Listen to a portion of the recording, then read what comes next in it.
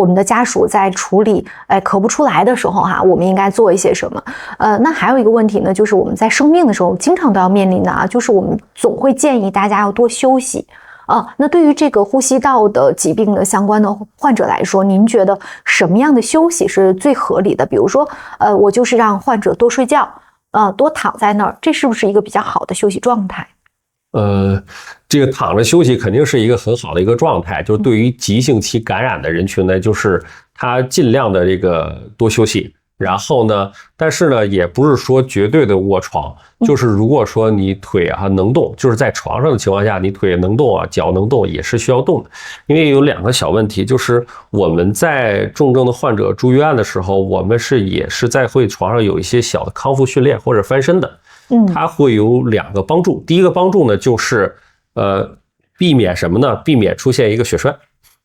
因为长期卧床的患者或者是老年人患者，他的脚如果不动的话，手或者不动的话，他可能会有神经脉血栓。神经脉血栓这个是风险是很大的，它可能会顺着血栓然后进入到肺，形成肺栓塞，然后这个都是有致命风险的。那第2个呢，就是为什么要这个床上要动呢？第2就是能方便你的这个痰液排出，深部痰液排出，就是躺在床上不要平躺着，就是尽量的左侧卧位、右侧卧位来回切换。那这个时候呢，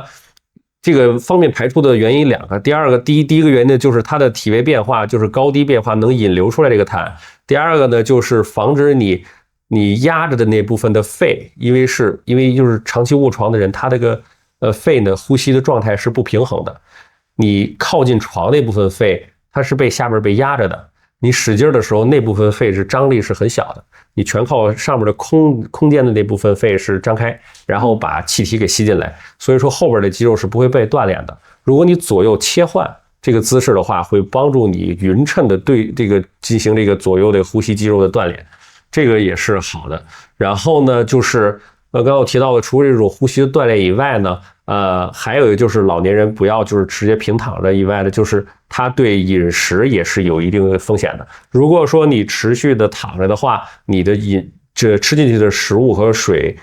都有可能会顺着你的消化系统，有可能会往上反流。就是有时候我们都会发现有那个胃食管反流的患者，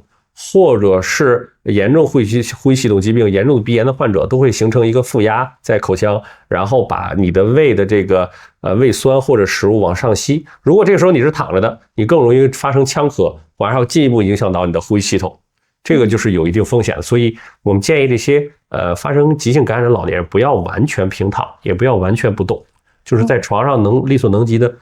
来回侧卧位、翻身，这些都是很重要的。所以其实这个休息里面都有这么多的讲究也非常谢谢运医生呢，把这个急性期的家庭支撑从吃药扩展到了一个非常立体的后勤保障的体系，包括了我们的营养补充、补水、科学的退热、辅助排痰和积极休息。这也让我们的家属朋友们呢知道了，在医生的治疗之外，我们原来还有那么多重要并且有效的事情是可以去做的。那很多的家属呢觉得烧退了，检查的指标好转了，这场病就算是胜利了但是现实往往可能是老人回家之后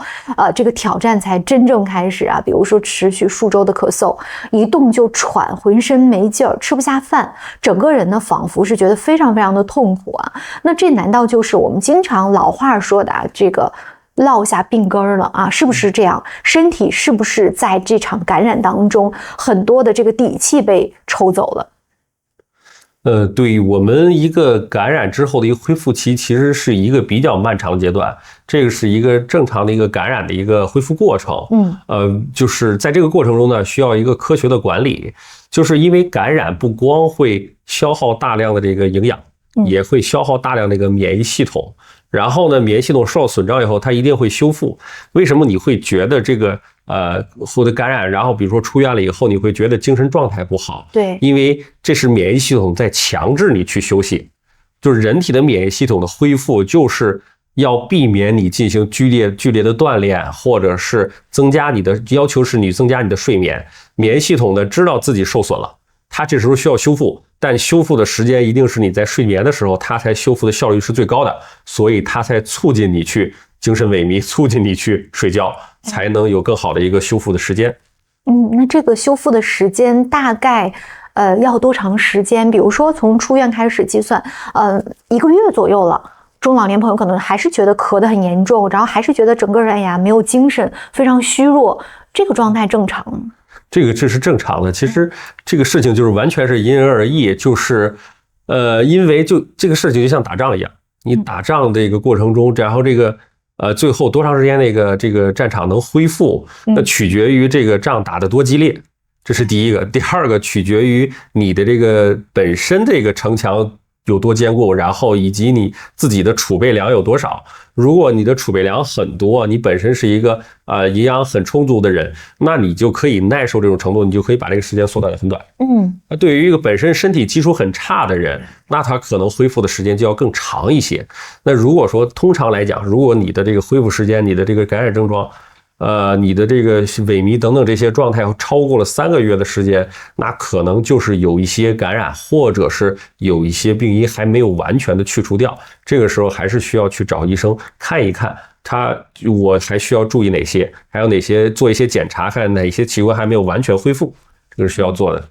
所以这个有点像是我们之前说的叫病去如抽丝哈。其实从医院出来可能仅仅是代表了这个急性期度过了但是恢复的这个过程还是相对来说比较漫长，而且因人而异的。那在这个恢复的过程当中我们有没有一些关键的点是需要我们格外去关注的？比如说呼吸疾病本身是不是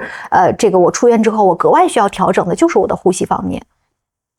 对，呼吸呢，是一个这个身体状态的一个最根本的一个功能，然后呢，也是我们这个康复里边最需要最开始干的一件事。然后很多老人呼吸呢，在出院以后会变得一些浅快，然后费力更消耗。那这个时候呢，就是一个正常的一个恢复的过程。然后呢，我们需要刚刚提到了呼吸肌肉锻炼的一个方法，就是缩唇呼吸，然后用鼻子缓慢吸气，然后像吹口哨一样，然后撅起嘴，缓慢均匀的再呼出气，然后心里默数一个1、2、3、4，呼气时间呢是吸气时间的2倍。这个动作呢增加气道内的压力，防止了小气道的一个塌陷，让我们把更多的一个废气排出来。第二呢，就是一个腹式呼吸，坐着或者是躺着的情况下呢，把一只手按在胸口，那个胸不去动，然后用肚子然后来鼓，然后收缩，把这个气自然的这个呼出，还有这个吸入，然后这就是腹式呼吸。然后每天呢要锻炼2到3次，每次5到10分钟，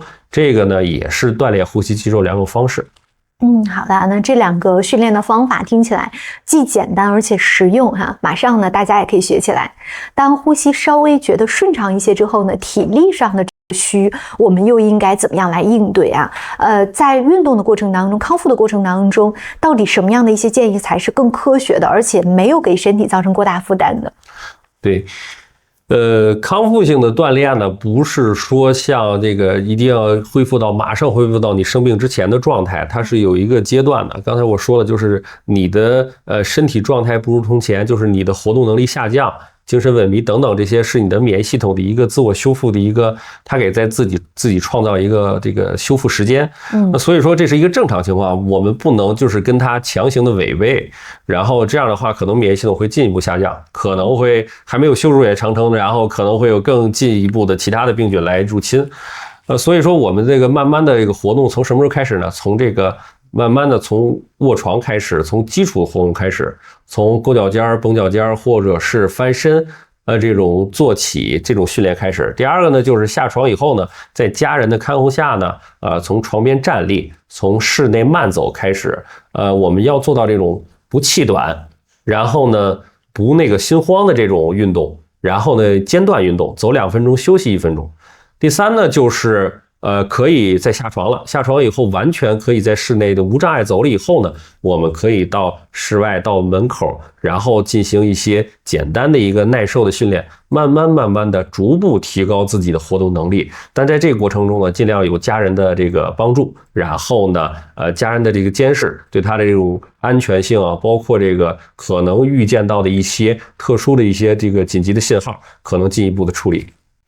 好的，非常感谢郁医生今天非常详尽和透彻的分享。我们一路听下来呢，从最初理清反复支气管炎这个潜在的威胁，到认清老年肺炎症状不典型的隐匿的面具，从构建日常养护的4大基石这面最生动的防火墙，到学会家庭护理红绿灯这套关键时刻的决策工具，再从理解急性期的科学支撑的关键作用，到掌握康复期系统重建的完整路径。不仅解答了疑问，更为我们串起了一条清晰的主线，那就是对于中老年呼吸道的感染，我们必须建立起夯实日常、会识别、懂支持、助康复的全周期健康管理意识。那对于我们子女和家人来说呢，这份认知的提升本身就是一剂良药，它意味着我们从此能够更加科学地为长辈构筑起预防的体系，更早地洞察风险，更准确地判断情况，更好地在病前、病中、病后提供全方位的支持。守护父母的呼吸健康，科学的理念、细致的观察和温暖的陪伴缺一不可。愿我们都能从今天做起，把关心化为行动，也许是调整家中的一份食谱，也许是带父母一起做一次呼吸操，又或者仅仅是更加耐心地倾听和观察他们的状态。预防是最好的治疗，科学的照护是最深的关怀。我们再次感谢郁医生为我们带来的满满的干货，也感谢所有观众的陪伴。希望每一位长辈都能自在呼吸，安享健康。我们下期再会。